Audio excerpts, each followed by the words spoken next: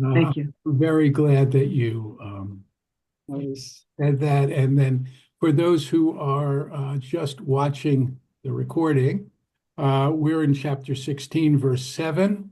And we're beginning with the idea that Sarai, the wife of Abram, had no children, a source of great anguish to her as a woman in antiquity whose whole identity is tied up with being a mother. And so I think in desperation, she says to her husband, look, I have this maidservant. She'll be a surrogate. It's interesting until, at the beginning of my career, I had no sense of surrogate mothers, because there were no, at least biological surrogate mothers. And this is antiquity's equivalent. Um, she will, you'll have relations with her. But she, as my representative, will conceive this child, which will be my child. And so it says Abraham obeys, and the language here is Vayishma. He hears, he obeys. I mean, it has a very strong sense of we don't know whether he's reluctant or not. It's not a sense that great. I've had my eye on her for a long time. There's not a sense of that. There is a sense of being commanded by his wife. And so Sarai takes her, and as I mentioned last time, it is not trivial that she is an Egyptian, given all of what Sarah had suffered in Egypt when Avram passed her off as his sister and she was taken into Pharaoh's palace. And she is given to Abram, and he sleeps with her, and she has a child. And once she sees that she's pregnant, it says, and I'm looking back to verse 4 now, um, that v'takel givirta be'eneha. Takel means to be light. That her mistress became light in her eyes. That she could do this thing that Sarai could not do.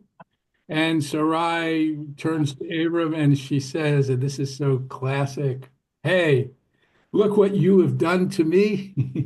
I gave my maid to you, and now I am lowered in her esteem. So this is, this was her idea after all, but she is saying, hey, now whether that, one could even speculate that he's now, as she is about, Hagar is about to become the mother of his children, he has a different attitude towards her. Honey, are you okay? Sit down, rest a little bit. And so part of this, on the one hand, it was her idea, but you could imagine that there is a change in attitude, and perhaps that's part of what's troubling her. Um, and she goes stronger. Her language is stronger. And may God decide between you and me. It's very strong language. You've done this to me. And he says to her, right, she's your maid. He doesn't talk about her like a wife. She's your maid. Doesn't mention her by name. Do what you think is right. And she treats her harshly. And as I mentioned last time, sometimes people who are abused become abusers. You look back to, and by the way, this is my own inference. I haven't seen this in classic commentaries, but I think there's some validity to it, given all that Sarai had suffered in Egypt, being, you know, taken into the palace of the Pharaoh. Um, Enslaved, as it were, becoming a royal concubine, perhaps. she may have some anger and take it out there as well. At any rate, Hagar runs away. And that's where we pick up the story anew. We are at verse 7, chapter 16, in the Eitz Chaim, page 87. So, an angel of the Lord finds her by a spring of water. This is the first time in the Torah that the word malach is used, an angel. We did have God consulting heavenly beings, but this is not that. An angel is simply a messenger, an agent, one who is sent by God to do a task or to deliver a message. The word is rooted in, at least according to biblical philologists, though I don't really see it, but it's rooted in the word lech, which means to go. This is the one that God has sent. And this angel finds her at a spring. It will also be described as a well, perhaps a well that, a spring that has been dammed up and allowed to become a well. I don't know, this is irrelevant to our discussion, but I was struck by it. The New York Times had an article a week or so ago about how people are going to find spring water that they flowing out of the mountains, that they feel that this has got some health benefits. At any rate, it's a natural spring, and she is there. And now this malach, this angel, addresses her in verse 8 by name. Hagar, slave of Sarai, where have you come from and where are you going? Right. So the angel knows her, not who are you, and asks, what is your situation? Where have you come from? Though the angel undoubtedly knows, and where are you going? And she says, I'm running away from my mistress. And then the angel tells her something which had to be difficult. It's in verse 9, Shuvi el gevuratech. Go back to your mistress and submit to her treatment. Go back and suffer. You can't run away. She has a role to play in this narrative. And then we get this prophetic statement, and this is one of the things that an angel does. And it is, if you look at the text and the way it is written, it's portrayed on the page. We do see this as a poetic statement. I will greatly increase your offspring, right? So the idea is that you may suffer, but you will get this enormous reward so that they will be too many to count. This is an instance, and we're going to see this much more clearly as we move on, where Hagar, in some ways, is becoming like Avraham. We're going to see the real parallel between her and Avram. And here we get this blessing, which sounds a lot like the blessing that Abraham got, right? That your descendants will be more than you can be counted. We've heard them described in terms of Abraham as more than the stars in the sky, more than the grains of sand at the sea. Is very similar sort of blessing. And he tells her, you are with child. She undoubtedly knows that. But here you will have a son. But how can you explain that further? That I will greatly increase your offer. Sure, I will. How do you explain that? Okay, so the idea here really is you will have on a literal level, right? You could say, well, she doesn't have any kids yet. Right? So how do you increase what's nothing? But this clear sense of this is you will have an abundance of offspring that more than people generally have. Um, and we're going to see that spelled out clearly. In other words, you will become the matriarch of an enormous clan. It's almost like the angel is like a, you know, like a soothsayer, a fortune teller. Yes, I think that's right. Although the difference is that a soothsayer or a fortune teller, looks into the tea leaves or reads the astrological signs. And here, this is a malach, which means it's a messenger from God, which means this is a more prophetic role.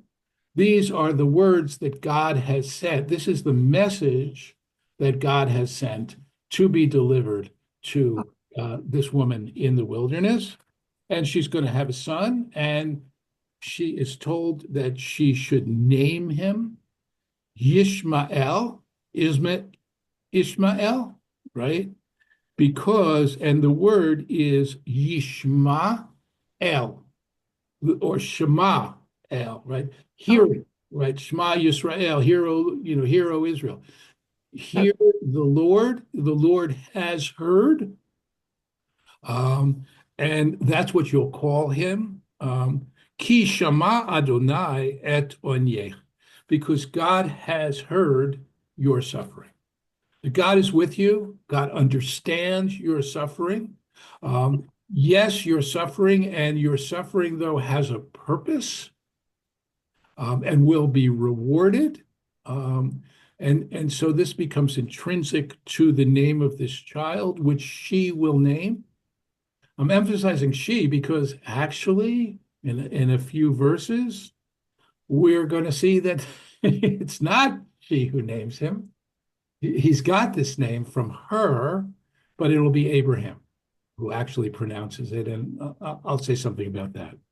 And now we are told something about this child, what he will be like. He will become Para Adam, a wild ass of a human being. In other words, he's being associated, and towards the end of the book of Genesis, almost at the end, there will be this vision of the blessing of the tribes by Jacob, and he'll refer to them in animal terms also, as a lion, for example. Here it's a wild ass. So the thing about these wild asses are that they're fearless, sturdy, and impossible to domesticate. These are wild beasts. These are not the kinds of donkeys that you think about carrying a burden. And his hand will be against everyone. Everyone's hand will be against him, and he will dwell alongside his kinsmen. So these are going to be nomadic tribes that are going to come from her, and they will be at war. They will struggle. Interestingly enough, it doesn't seem to play out that way exactly. The descendants of Ishmael do seem to get along with other peoples around them. We'll see that actually there will be, and it'll be mentioned in a minute, there'll be 12 children. And each of those 12 will become the heads of a great tribe. They're called kings, they're really chieftains. And there again, the parallel to Abraham, very clear as his descendants will become the 12 tribes of Israel. So she has on the one hand, she's suffering. On the other hand, she has this enormously elevated role, a role which tends to be overlooked, I think, in the Jewish tradition, because there will be, as you know, a splitting off between Avram and Hagar, eventually a complete splitting off, and she will become a great matriarch, just as he is a great patriarch. And she calls out to Adonai, and she addresses him as El Roi, right? Uh, which means, she says, have I not gone on seeing after he saw me? There is this idea that there will be an encounter with God, could be, and I want to come back to the idea that this is an encounter with God in a minute, but can be very frightening. You could die if you encounter God. Um, the story of Hannah, her husband doesn't, he has trouble understanding that this is an angel because really they're all alive. I'm sorry, I'm not thinking of the story of Hannah, I'm thinking of the story of Samson, but it's a similar kind of story. At any rate, she calls him again something about seeing. You're the one who has seen me. I have seen, and I'm nonetheless alive. And the place where she encounters this angel now gets a name. It is called Ber Lachai Roi, and we're told that its location is between Kadesh and Bered. So this place name is going to become very important too. Er Lachai Roi, and in a really interesting way, once we get to the Akedah, the story of Abraham's near sacrifice with Isaac. So just mark it in your minds, because we will come back to it briefly. Okay, and now what's going to happen is, presumably, she went back. We're not told that. And she bears a son to Abram. And Abraham is the one who gives him the name Yishmael.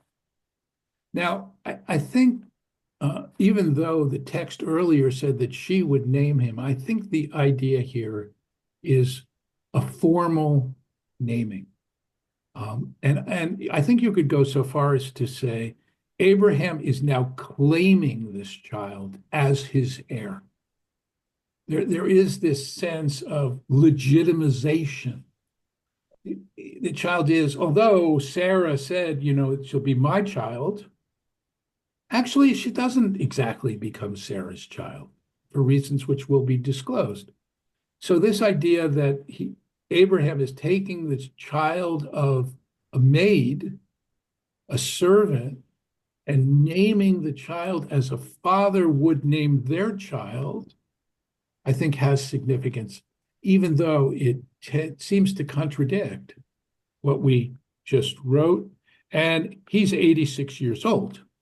He's no spring chicken. And we'll see some time will pass and he will be even older. Okay, so before we go on, one thing I want to emphasize here. We're going to see this in a little while also in the story of the angels or messengers who come to Abraham to talk about Sodom and Gomorrah. On the one hand, this seems to be a malach. It looks like a person. On the other hand, what was Hagar saying? I have seen God and lived. There is this sense of almost interchangeability between the malach and God, as if the malach is, in some sense, not just a messenger of God, but in some odd way a manifestation of God. That it's kind of hazy or slippery. How much? This is very different from a prophet. Now, a prophet is a human being who has been given a message to deliver to the people of Israel. But they preface their words, thus says the Lord God of Israel, right? I am now going to quote the message that God has given me. This is a little bit different. This is, I am in place of God. I am, it's so hazy that there are some modern biblical scholars who really talk about God as being able to manifest in people. This is not the monotheism that we usually think of. God who could manifest in a person or in a place. The story, I'm sure, of the burning bush, right? And there is, according to some, the idea that God really is in that bush, that God can manifest in a particular place or through a particular person. It's a very modern idea. You don't see it in any traditional commentaries, but you could see where it might come from in texts like this. We'll take it at its face value. This is a messenger who has come from God to deliver a message. I want to open it up at this point for questions, if you have them, before we go on. Anything at all? Yeah, Saul. Yeah, Hagar gets treated the same way in Vayera on the next parsha. Yes. She gets a bad rap, you know. And we're going to read that pretty soon. Yes. It seems to be almost a repetition of the story, but not entirely. And we do have stories that kind of repeat, right? Like the wife-sister motif, where Abraham will passes Sarah off as his sister. We see it with Isaac, the same kind of story. But each time it's a little bit different. And in that case, it's going to be very different. Okay, and other questions, Sandy? So Rabbi, when you spoke once about Joseph, when he goes off to find his brothers and he comes across this man who is considered maybe an angel, is there similarities, or is this different type? This person is not explicitly named in the Joseph story as an angel. And in fact, the message is not this kind of message, but as in that case, I mean, it is sort of a hinge on all of Jewish history. And the rabbis, unlike this case where it's the Torah text itself, which identifies this as a malach, they're the rabbis looking at that person's role and the fact that Joseph, asked for directions, and that fact is nonetheless included in the text, this tremendously minor detail in which some unnamed person gives Joseph directions. The rabbis want to read that as this is a divine messenger sent to make sure that Joseph goes where he needs to go so that the rest of Jewish history will unfold the way it needs to unfold. But that's rabbinic. It's a reading into the text. This is purely biblical. Yeah, Robin. So does it actually say that the angel came from God, or is a manifestation of God, or is that an interpretation? Because with the benefit of hindsight and knowing what happens to this group of people, maybe he wasn't really an angel. Yes. So it is explicit here. Unlike the case of the man that Joseph meets, go back to verse 7, an angel of the Lord found him, right? So it's very clear. And note, you can't read any ambiguity into it, whereas there you can. Okay. Anything else? Okay, so we're on to the painful next chapter, and I mean that ironically. Hold on a second. Okay, chapter 17. Abraham is 99 years old, and God appears to him. We don't know quite what God appearing to Abraham means. Is this something in his mind? Is this physical apparition? It's clear, though, that God is there and appears to him and says to him, I am El Shaddai. Okay, God seems to have a variety of names, or appellations. Each of these appellations seems to have a different nuance to it. El Shaddai is God, so that I am God who is Shaddai. So what does that mean exactly? Scholars are completely confounded by this name. Sometimes, though, it's translated as God Almighty, God who is all powerful or almighty. Different names of God have different implications. God has one personal, and personal is ironic, right? Because God's not a person. But there are lots of gods with a small g in the ancient world. There is, for example, the Canaanite god Baal, and that's that god's name, Baal, right? Ashtart, the goddess, that's her name.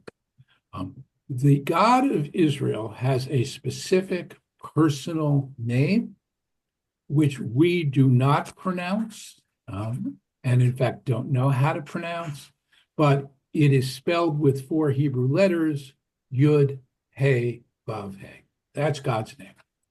Now, we sometimes refer to God as Adonai, right? And you'll see it in the text.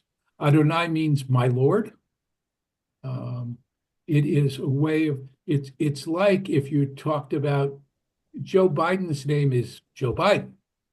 If we want to speak to him, we'll probably call him, at least for the next few days, Mr. President, right? That's not who that's the role that he has.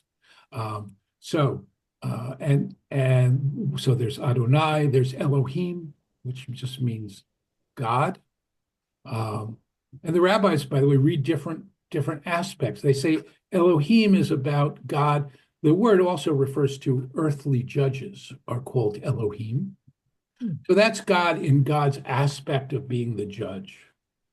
Adonai is more merciful. These are all aspects of God. God is all of these things. We have different appellations. We can talk about God as Rofei Cholim, one who heals the sick, right? But here, this one seems to have to do maybe with power, but we really don't know. Just the name. But this is how God introduces himself, and this is very formal.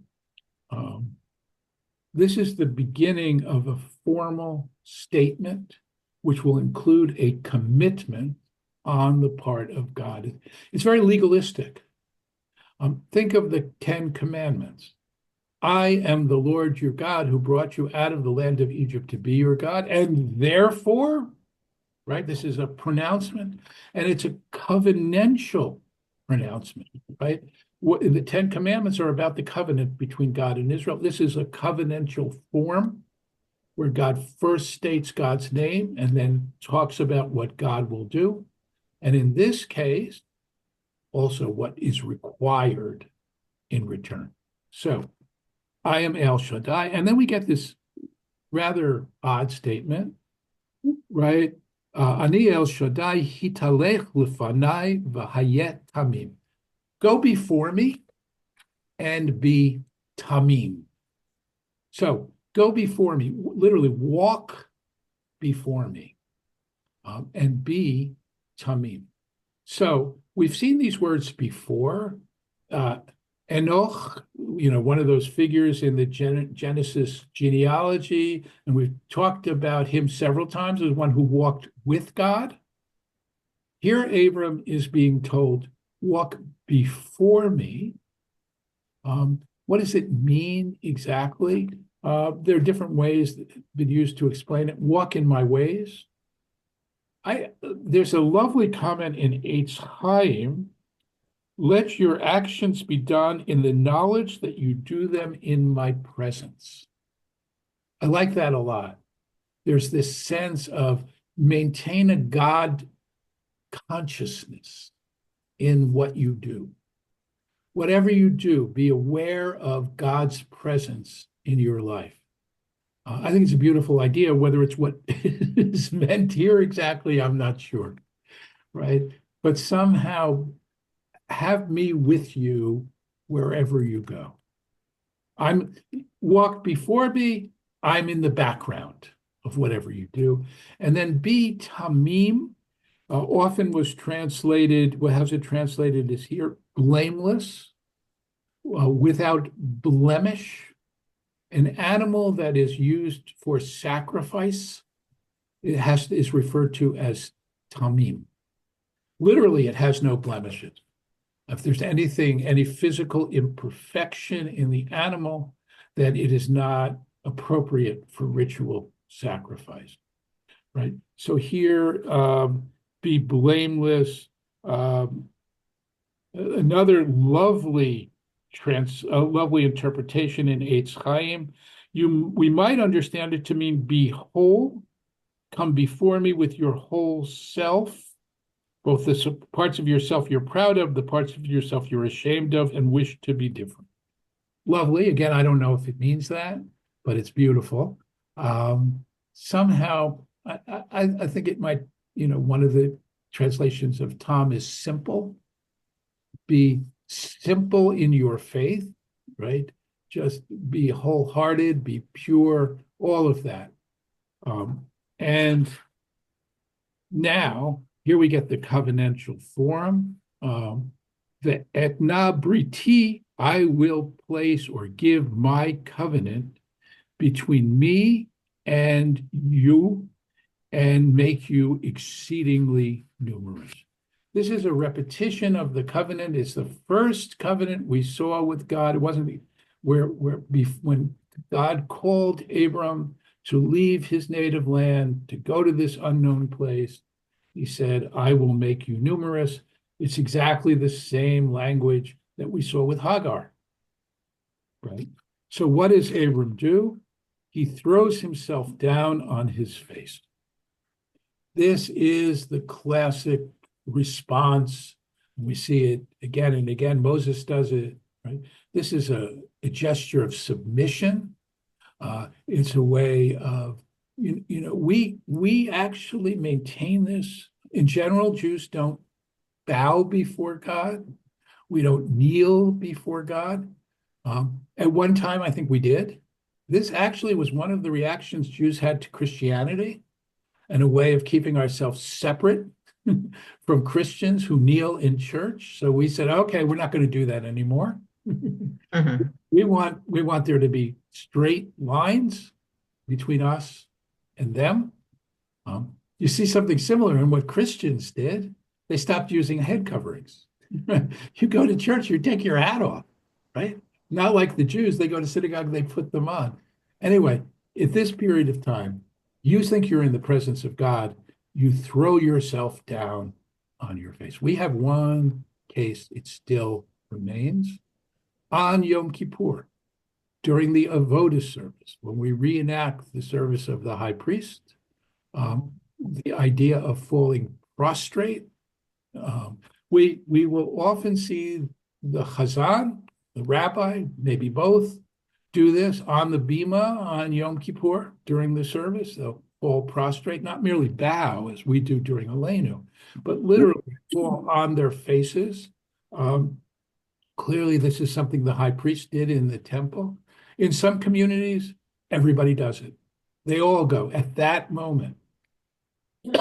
When we say the words and in the liturgy, and the high priest bowed and fell on his face, not only the rabbi, but also the chazan, and also the community. That's rare. There's not enough space beyond everything else, but it is done. So here Abraham throws himself down, and now God again says, and I hereby, right? It says, as for me, but I think it's much more than I hereby establish this covenant. You will be the father of a multitude of nations, and you're getting a new name. As the father of a multiple of nations, right? Avraham is the name he's going to get. No longer Abram, no longer Avram, but Avraham. So I'm reminded of the hold on. I'm reminded of the what happens when a pope becomes pope, right? What happens is chooses a name. He's no longer, and this was true of kings in antiquity sometimes, particularly among the Egyptians. When you ascend to the throne, you get a new name, right? And here Abram, who becomes Avraham, is now getting a new name because he will officially now be the progenitor of many, many nations. And as we'll see, so will his wife.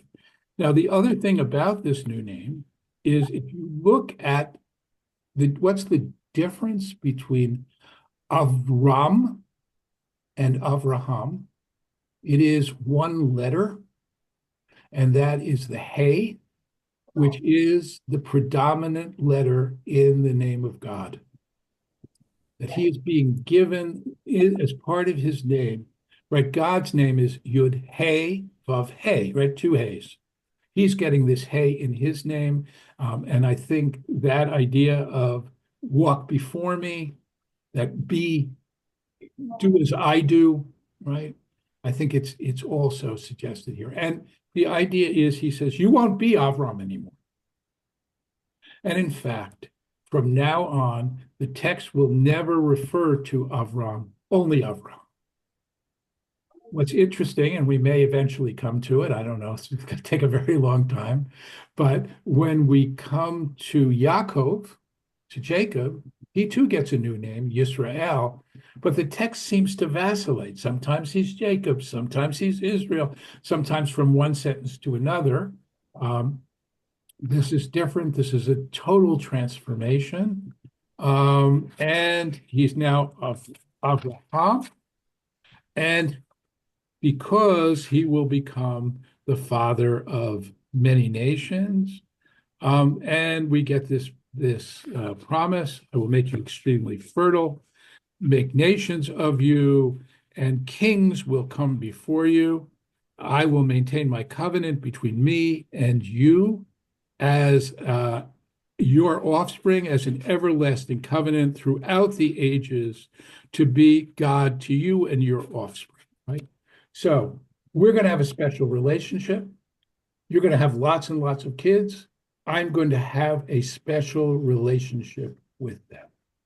This is the first time we see this idea, which is sometimes, and I don't think it's really apt, but sometimes called the chosen people.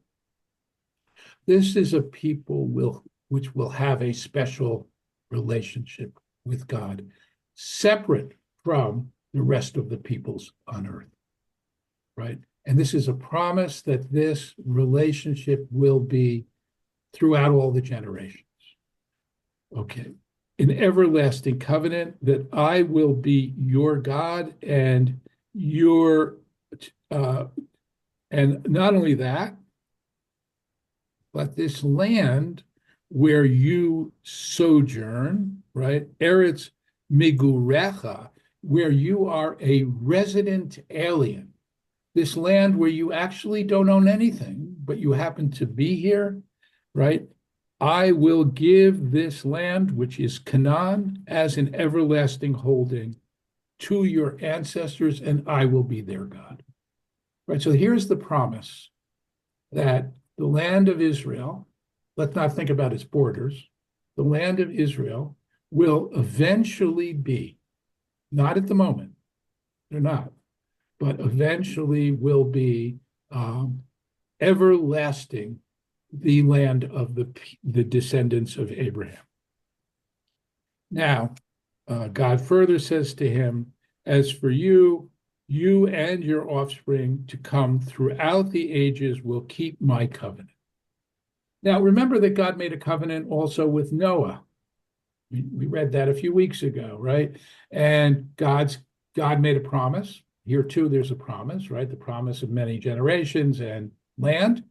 There, God said, never again will I destroy the earth. And there was a sign, which was the rainbow, right? But Noah and his descendants were not required to do anything. Here we get something I'm making my promise, now you have to do something. And what is it? The covenant, the Brit between me and you and your offspring will be circumcision. Brit Milah. You will be a special people, and you will be marked. You will mark your skin as a token of the fact that you have this special status.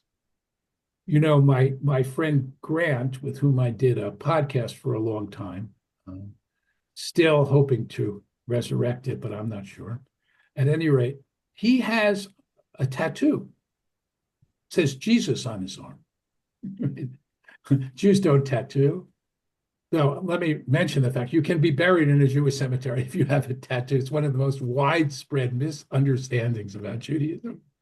Probably used by parents to keep their kids from getting tattoos, or maybe their grandparents. But at any rate, Grant has a tattoo. It says Jesus, right? Because he wants to mark that relationship in his skin.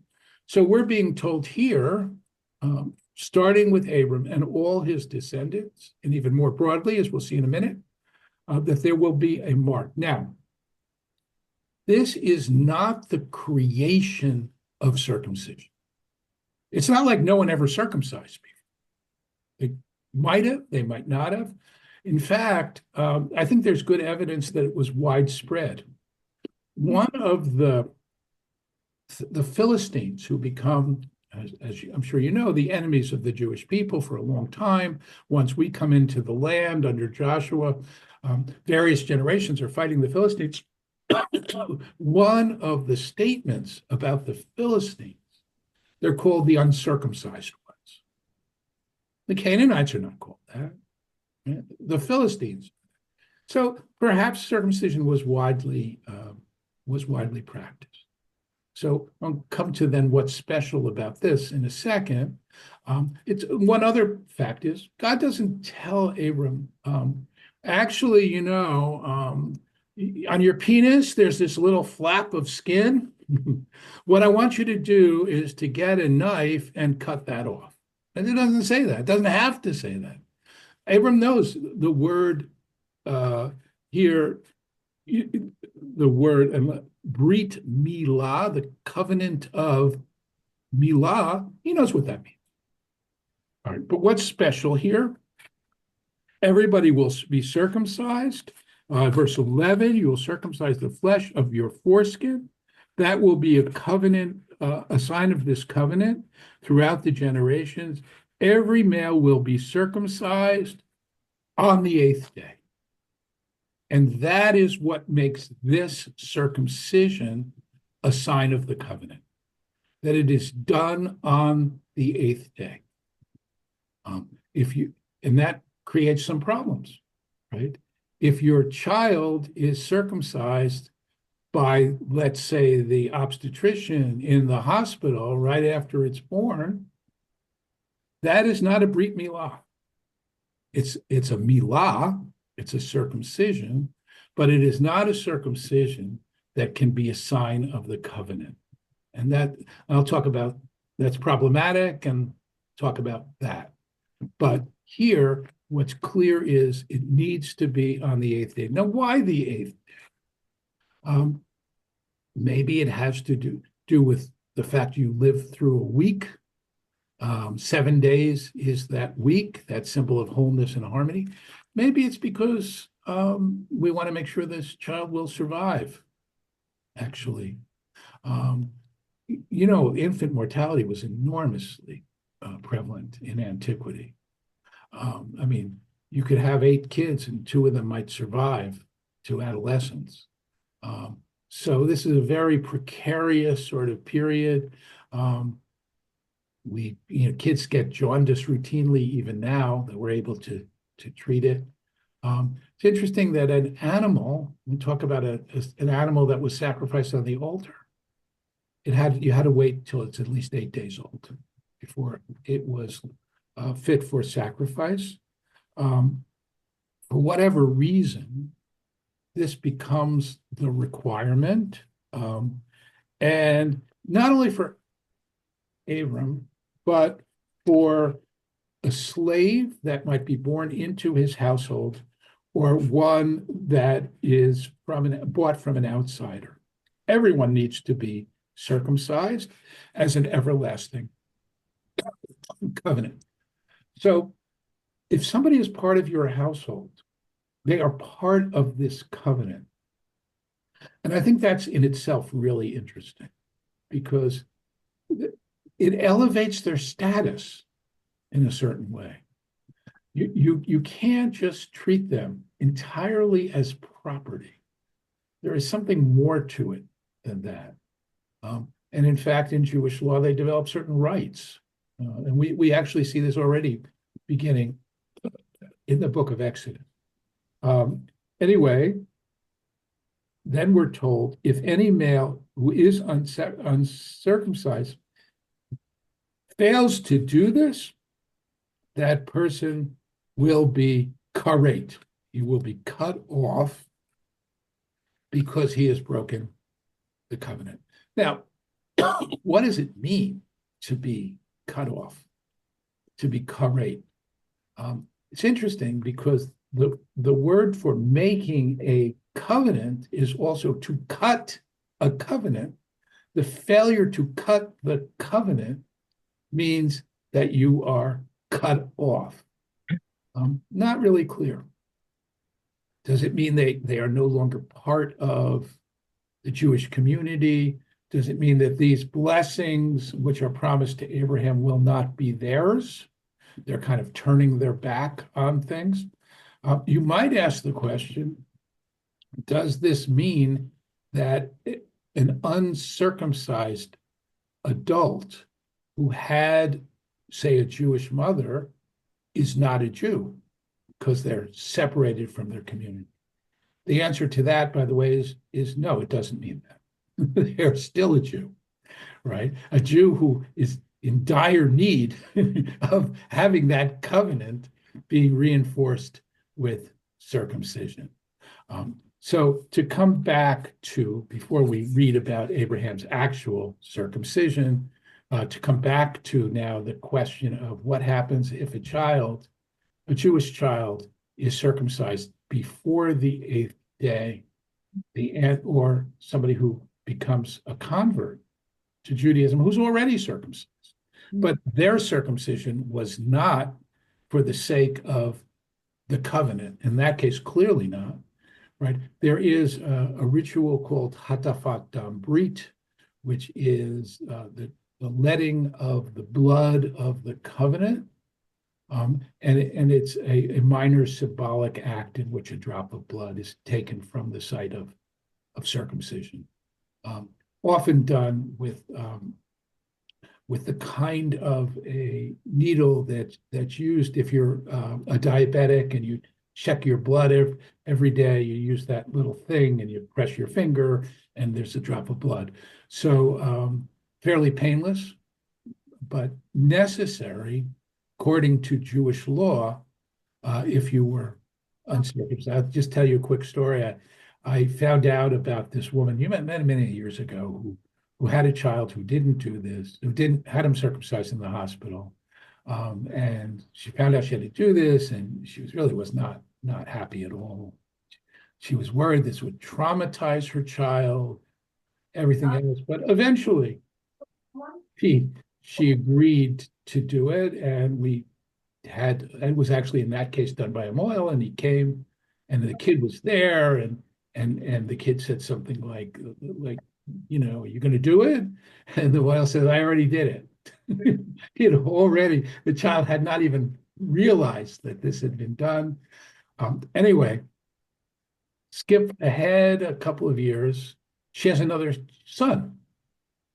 And I called her up and I said, oh, great, when's the bris? And she said, no, I'm going to do it in the hospital. It worked out so well the last time. Well, we'll just wait a while and then you can do this thing and it'll be better. So I explained to her that that's not how it works. It needs to be done on the 8th day. And only as a last resort can you do this kind of thing. All right, and now we get, and God said to Abram, as for your wife Sarai, she will not be called Sarai. Her name will be Sarah, word which, by the way, means princess. I will bless her. I will give you a son by her, right? I will bless her so that she will give rise to nations, rulers of people will issue from them. And Abram now throws himself on his face. This is a little odd because I thought he was on his face. Right? He prostrated himself. But anyway, he seems to have gotten up and he throws himself down. And he says, can a child be born to a 100-year-old man? Can Sarai bear a child at 90? Now, I don't know the nature of this laughter. Is he laughing because it's absurd? Is he laughing because he's astonished, delighted? We don't know. But in fact, laughter, Yitzchak, right, is a name that means laughter, and that will be the name of this child. But Abram here says, may Ishmael live by your favor. In other words, thanks, God.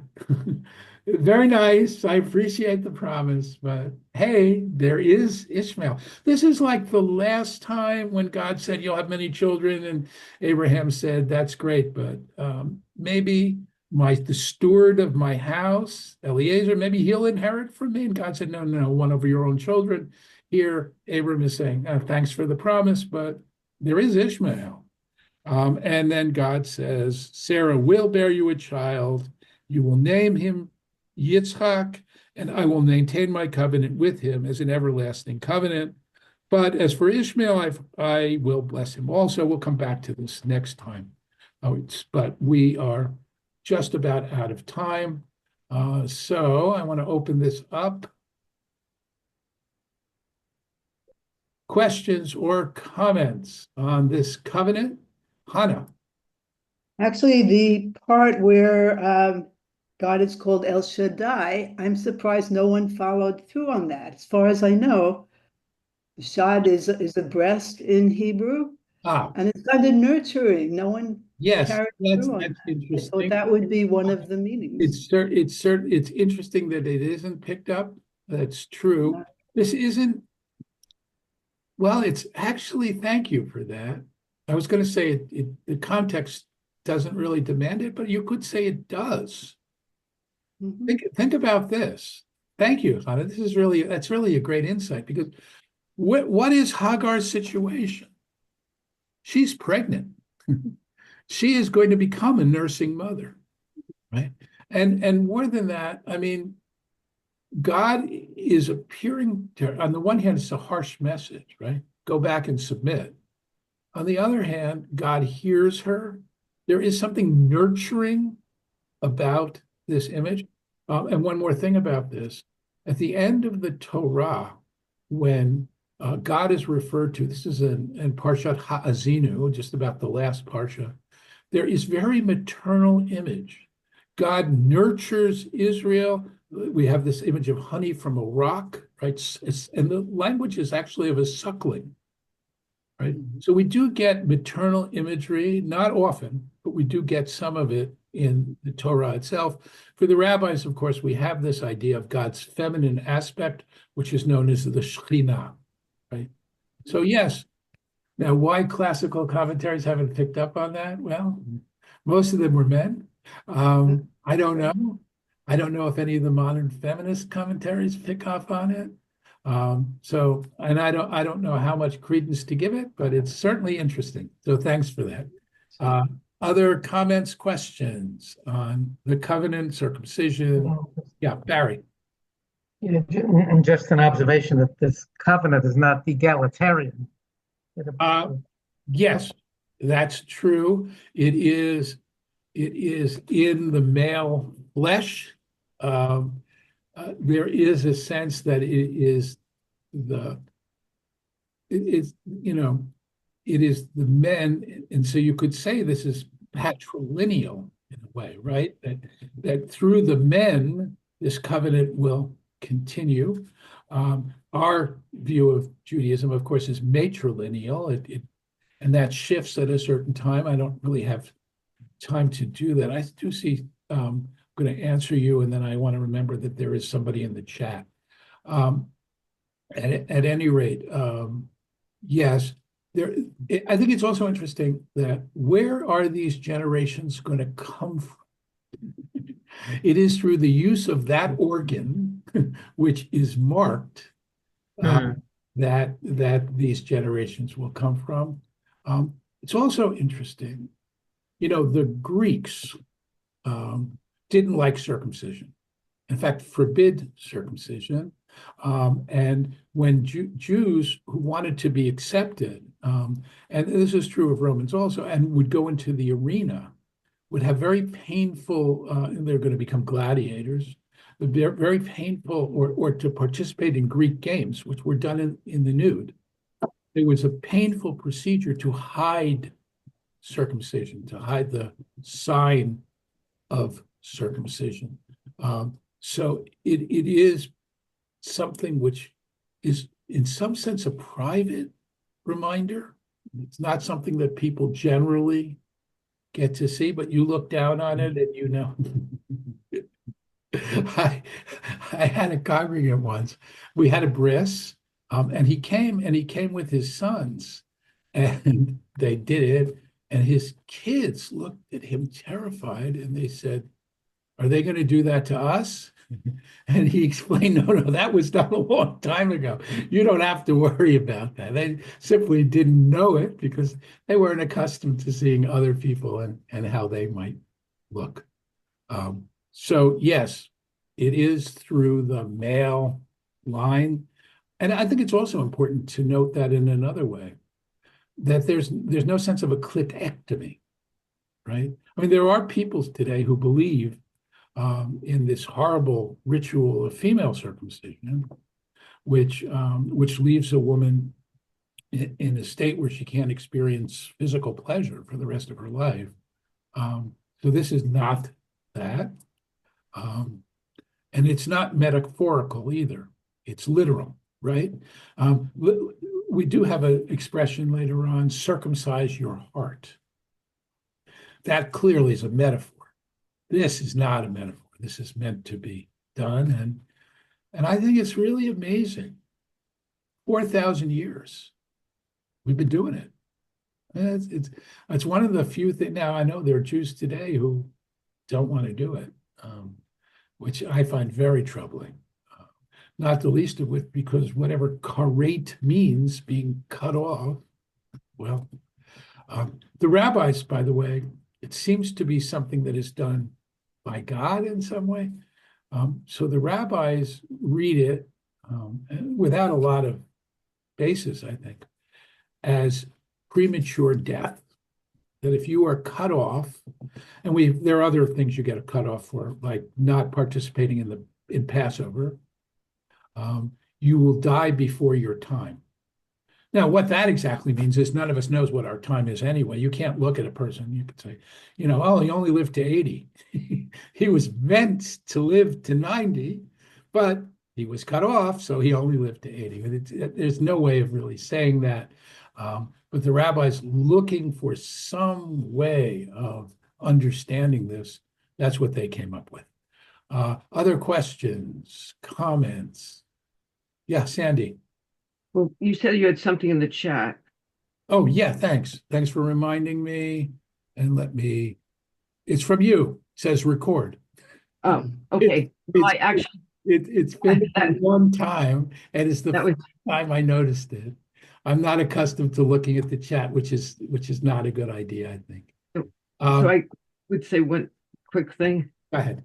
I think you taught a while ago that the 40 years in the desert, the Jews did not do circumcision because I guess they couldn't rest. It seems not, because when they come in, when we talked about the book of Joshua, I think, when they come into the land of Israel, then there is a mass circumcision, right? So that suggests, well, why do they need that? They're already circumcised.